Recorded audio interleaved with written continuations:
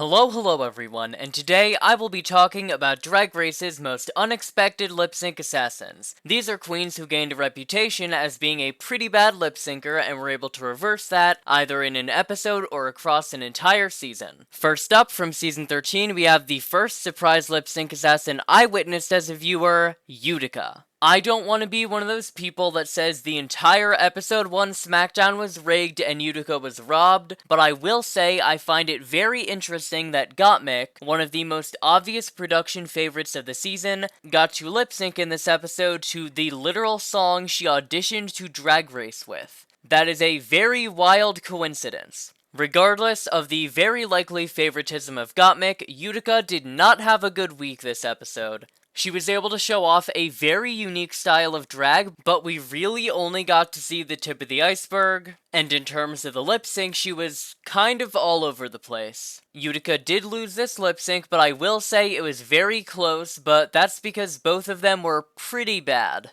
Over the next few episodes, Utica's reputation as a performer would get worse and worse. While she did a generally good job in girl groups, she was kinda the butt of the joke in terms of her dancing. In the ball, for some reason, she was yet again the butt of the joke in terms of the way she moves and the way she walks the runway, and she also did a subpar job in the disco-mentary. While she was doing okay in the competition, all of this combined led to a reputation of Utica not being a great performer. In the Rusical, though, we start to see this breakaway. She gets Lady Tweets, which is, in my opinion, the hardest job in the entire Rusical. She had a truly insane amount of words and she memorized all of them, but as we've seen, being good in the Rusical does not necessarily mean you were a good lip syncer. Utica's fortunes would turn when she would bomb Snatch Game and land in the bottom with Elliot with 2 T's, a queen with a very strong lip sync reputation despite her performance in the premiere. She had done great in all of the dancing and performing challenges and was very much the favorite to win.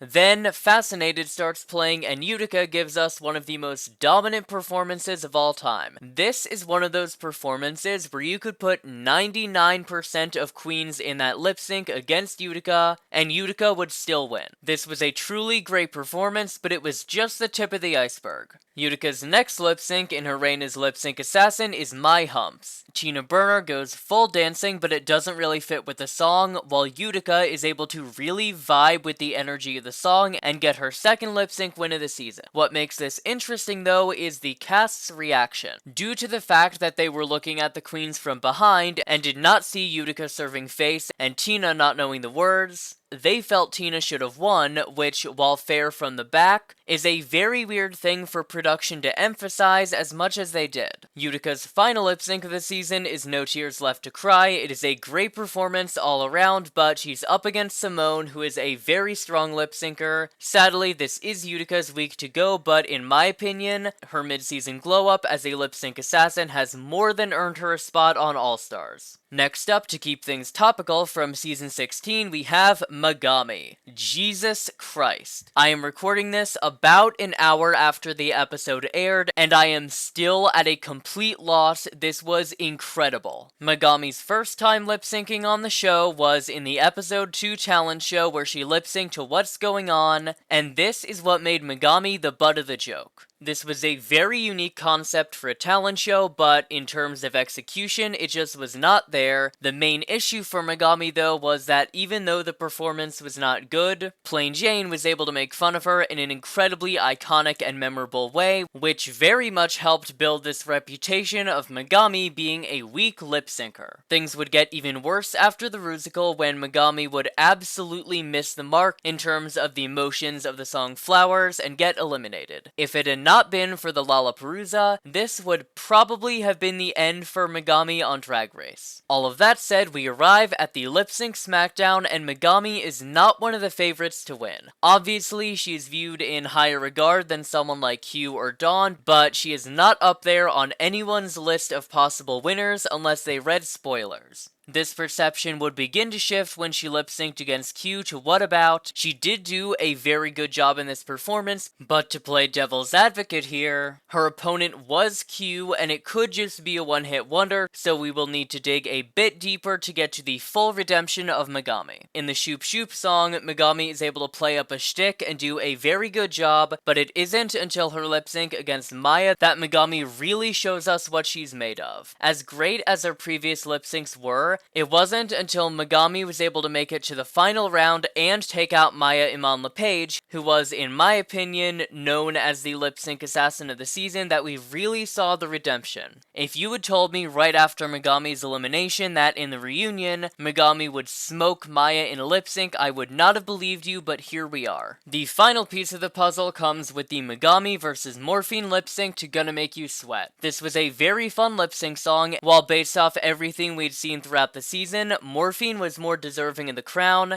Megami won the lip sync just like what we saw with Raja and Eevee. Based off the season, Raja wins. But based off that final lip sync, I would give it to Eevee. Thus completes Megami's story as a lip sync assassin. I am 100% sure she's gonna be back on either All-Stars 10 or 11. And honestly, based off today's episode, she might be my favorite lip syncer of the season. Next up from All-Star 6, we have Silky Nutmeg Ganache. For the entirety of Season 11, Silky was being built up as a great lip syncer. If she had to lip sync for her life, she was ready to do so, and every time she was even on the lower end of safe, we would hear about how ready she was to lip sync. After a week makeover, Silky places in the bottom with Nina West, and it is time to lip sync to No Scrubs. This, in my opinion, is the worst lip sync of all time. It was truly, truly awful, and I don't know how Silky survived. Nonetheless, she would survive and move on to the final four, where she would lose a lip sync against Brooklyn Heights and ultimately tie for third. While from what I've seen, her performance of Bootylicious was actually pretty good, it was edited to be completely terrible, and based off that, Silky would go into All-Star 6 with a reputation as a terrible lip syncer. The first few episodes of All-Star 6 do not go well for Silky. She places low, then safe, then is eliminated, and all around gets a very bland edit. Then for the returning challenge, we have Silky Nutmeg Ganache's Lip Sync Happy Hour, where she absolutely curb stomps the vast majority of the cast. This episode gives Silky one of the most dominant single episode performances we have ever seen. She wins 6 lip syncs, either breaking or tying the record for lip sync wins, and all around gets a massive redemption from the fanbase. All of that said, due to issues that are not Silky's fault, a large but toxic portion of the fanbase decided that her wins were due entirely due to props, and she was not in fact a good lip syncer. While that argument does not hold up to even the slightest amount of criticism, I will still be talking about how she beat that argument. That brings us to Silky's third performance on Canada vs. the World, where Silky proves all of the additional haters wrong. She's able to give 4 incredible lip sync performances this season, none of which were reliant on props or reveals. It was an all-around great showing, and I think this is where she fully got redeemed. While in the past there was even a slight amount of doubt, Canada vs. the World removed all doubt that Silky was a great lip syncer, and while I don't think we will see her back, she has cemented herself as an incredible lip syncer, and in my opinion, this is probably the most surprising glow-up.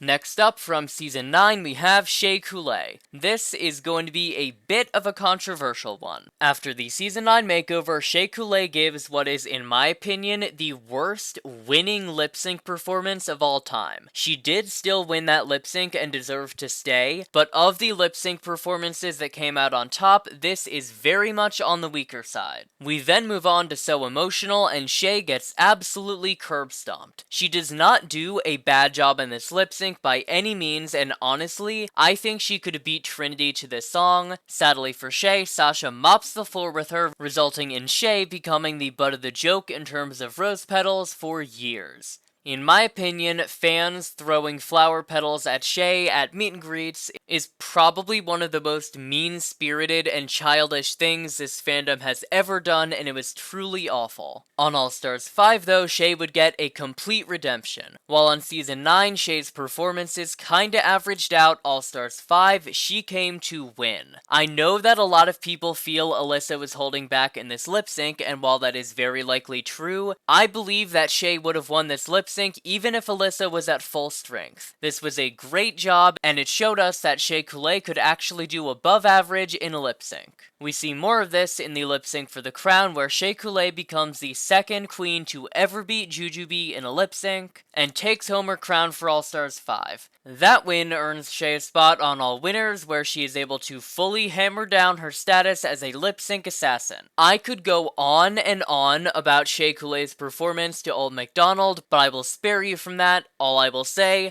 10 out of 10, underrated performance. I don't know who could beat her to this song. The final high note that Shea Coulee goes out on is her lip sync against Monet to Supernova. I don't even want to talk about that lip sync smackdown. If this was where Shea Coulee's Drag Race career ended, it would have been one of the most satisfying narrative arcs we had ever seen. This was an all-around flawless performance, and it really summarized Shay's growth as a performer across her 3 seasons. The next unexpected lip sync assassin from All-Stars 5/8 is Jessica Wilde. Jessica Wilde's lip sync on Season 2 was really bad. Not only was she completely off in terms of the energy, but I don't think she knew the words. Regardless of her bad performance, it was still a massive shock to almost everyone that Tatiana stayed over her. This lip sync, in my opinion, is the most shocked I've ever seen the queens after a lip sync result, and for many years Jessica Wilde just went on as a strong competitor but was never really respected as a lip syncer. Due to the lip sync assassin twist allowing for second chances, Jessica would get to return for 1 episode on All-Star 6, and she made the most of it. She is lip syncing against Jan to Womanizer, she knows every word of that song, she is on top of every single beat, and she gives a very underrated lip sync assassin performance. This not only redeems her from her Season 2 performance, but it sets her up for future seasons. On All-Stars 8, she would continue her growth arc as a lip sync assassin, first winning a lip sync against Raja to Coconuts. While this was arguably not Raja's best work, Jessica did a great job with the lip sync and the tribute, and proved that she had a lot more to offer than just one good lip sync in Womanizer. Due to the fact that All-Stars 8 was a top All-Star of the Week season, Jessica would not lip sync again throughout the competition. Her final lip sync on the show would be in the variety show Extravaganza. Jessica had an original track, and while she didn't bring anything too unique to the table, she once again showed that she was a great performer, and I would absolutely love if she came back for like a Canada vs. the World season. Until then, Jessica's story arc will be that of a great competitor who's able to redeem their lip sync skills on All-Stars but came just short of the crown. Hey, it's Drag Race Rejudged. Do you want gay shit?